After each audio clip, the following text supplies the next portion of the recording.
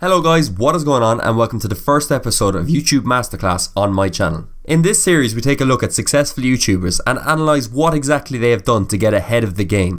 This episode is all about Peter McKinnon, so without further ado, let's get straight into the video. So for the very small minority of you guys who haven't already seen his content all over the YouTube homepage, Peter McKinnon is a Toronto-based photographer and videographer, with his video content obviously focusing around these two art forms. But why should we be paying close attention to his YouTube success? What do I think qualifies him as a digital entrepreneur? Well, first off, let's take a look at some of the numbers. Peter has only been uploading on a regular basis for 9 months. In that time, however, he has achieved exponential growth. At the time of recording this video, Peter's channel stands at a whopping 1.1 million subscribers, along with 40 million views, 6.5 million of which have come in the last 28 days. In terms of revenue generation, using a pretty conservative CPM of $2, Peter could easily be clearing $13,000 a month from ad revenue alone. On top of that, his videos are often sponsored by companies, he sells his own preset packs, and he has Amazon affiliate links in the description of all his videos. So, as you can see for yourself, Peter has built a very effective business model around his main passion in life. It's pretty clear to me that while he definitely enjoys making videos, he's also a very astute YouTube entrepreneur. In a recent Q&A video, he even cited being able to work for himself as one of the main reasons he started YouTube in the first place. Grading experience. Okay, so each of you has 20 seconds to answer this question. What inspired you to start making YouTube videos? Yeah, I started because it was a way and a means to start working for myself. But the burning question is, how did he do it? First off, I think it's important to outline the 3 steps required to grow an engaged YouTube audience, before explaining later on the methods and strategy used by Peter himself to maximize the effectiveness of each of these steps. Step 1 is all about gaining that initial attention. How are people finding you? What methods are you using to drive traffic to your videos and channel? Step 2, providing quality content. Are you providing these potential subscribers with content that will bring them benefit? For example, learning a new skill, or simply entertainment value. This step is what converts views into subscribers. Step 3, growing relationships with your audience. How are you creating a personal connection with your audience? How are you making sure, in a sense, that subscribers are buying into your channel and what you are all about as a YouTuber? You could get 1 million views on a random video and gain 20,000 subscribers as a result of it, but you need to establish a relationship with these viewers to make sure they stay active and are interested in your new content. So let's get straight into it and analyse how Peter put these steps into action, starting off of course with step 1, gaining the initial attention.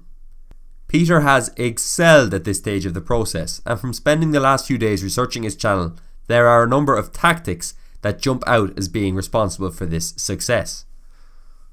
The first tactic is related to his video type strategy. I know that sounds like a name I just made up on the spot, and that's because it is. However, don't let that distract you from the message I'm trying to put across.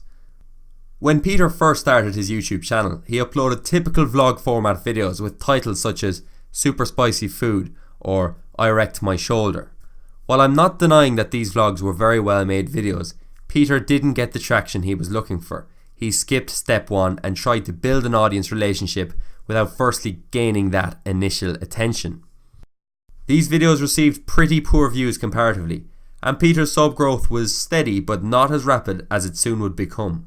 This all changed when Peter changed up his video type strategy and started uploading what I call viral video attempts. These videos are usually not in vlog format, often instead preferring list format or tutorial format, and usually have a high shareability factor. 8 camera hacks in 90 seconds and 5 tips to instantly up your photo game were his first 2 attempts at going viral. Both are very shareable in comparison to his earlier videos. Also, if a random viewer starts watching the video, they are much more likely to stay engaged, as it is providing them with new skills instead of just watching a random guy they have no connection with go about his day. Lo and behold, they both went viral. The former is still to this day his most viewed video with 2.7 million views. These videos obviously brought a lot of attention and new subscribers to his channel, which in turn meant he could return to the vlogging format, with much more people behind him. Another tactic that Peter deploys to help gain attention to his videos is his use of aesthetic yet simple video thumbnails. In the photography and videography YouTube niche, presentation is obviously very important. Peter's thumbnails stand out in my opinion because they very rarely feature any text.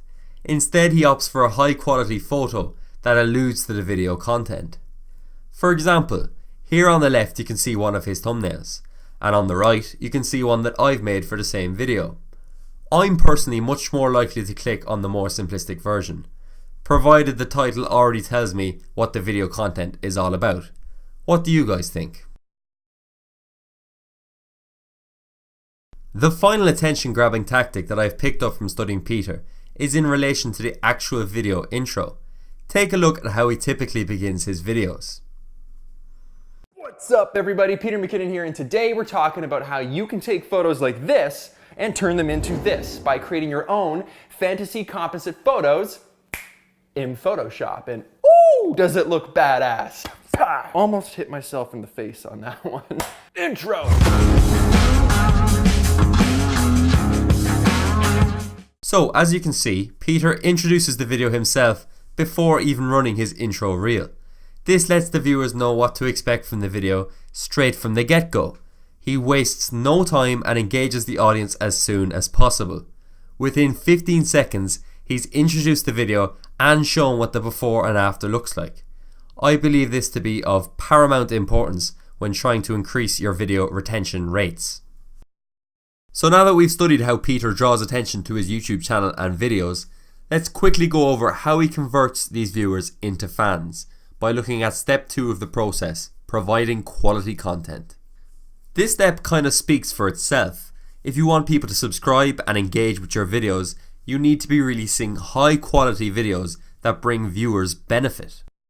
In terms of production value, his videos are shot in 1080p HD as a minimum, with many maxing out in 4K resolution. Smaller things that viewers might not pick up on, such as video lighting and audio quality, are always top notch too. In terms of the actual video content, Peter is providing benefit mainly by teaching new skills in an easy to understand format. His tutorial videos are very detailed and viewers can follow along at their own pace. Even when he makes a more vlog orientated video, there are tips sprinkled throughout. Providing all this free content psychologically makes users feel indebted to Peter. And how do they repay him? By subscribing to his channel and supporting his new content. I realise this all sounds pretty obvious, and it is, but I often see YouTubers wonder why they aren't converting high views into actual subscribers. As Peter showcases, you need to adopt the mentality that you are buying a viewer's time with benefit value and entertainment value. If the viewer doesn't feel the trade-off was fair and doesn't subscribe or engage with the video, chances are you need to up your game. And finally, let's take a look at how Peter has managed to successfully bridge the gap and create a connection with his audience. It's step number 3. I say bridge the gap as I feel a lot of people in the tutorial niche on YouTube provide great content in terms of teaching, but they don't make the effort to create relationships with their audience. I'm not saying you need to make this effort to be a success, but if you ever want to go down the vlogging route, for example, it is so important to have already built up that rapport. So how has Peter built up these relationships with his audience? By being personal. It sounds easy, and it is easy. Just watch this conversation he has with his audience before a Lightroom tutorial. Alright everybody, welcome back to another Peter McKinnon tutorial. So great to see all your smiling faces, which actually can't see any of them, but I assume some of you are smiling and some of you probably aren't smiling, and let's just continue with the tutorial. Happy Father's Day for starters to all the dads and fathers out there, all the fathers to be, all the fathers come and gone, and all of that. Being a father myself, I respect the job, the title, yeah, happy Father's Day. Whatever. Hope you guys have a great day with your family, and maybe grab your kids and watch this tutorial and smash the like button, and that'll be my Father's Day gift. Whatever, it's super lame. In the short 30 seconds before he gets into the actual tutorial, he 1. Greets his audience in a friendly and positive manner, 2. Adds in some light humour, 3. Pays tribute to all the fathers watching. And 4. Reveals that he is in fact a father himself. This might all seem a bit irrelevant, but his willingness to get personal with his own audience is what has helped him build up this personal connection. People watch him to benefit from his content, of course, but they are also invested into Peter as a human being. There are thousands of Photoshop, Lightroom and Premiere Pro tutorials on YouTube, but people watch Peter McKinnon because he is Peter McKinnon. From a business point of view, bridging this gap is so crucial. Peter's fans are more likely to purchase his products because they have that sense of trust. They feel like they know him as a person just from watching his videos. So, in conclusion, his understanding of all 3 of these steps is what has helped Peter propel himself into the YouTube spotlight in under a year of making videos. He excels at gaining that initial attention, but is equally as savvy when it comes to converting these viewers into high value subscribers through the quality standard of his videos and his likeable personality. I hope you enjoyed this video and hopefully you picked up a few tips which you can apply to your own YouTube channel strategy. Please subscribe and leave what YouTuber you want to see next in this video series down below. Thanks very much for watching.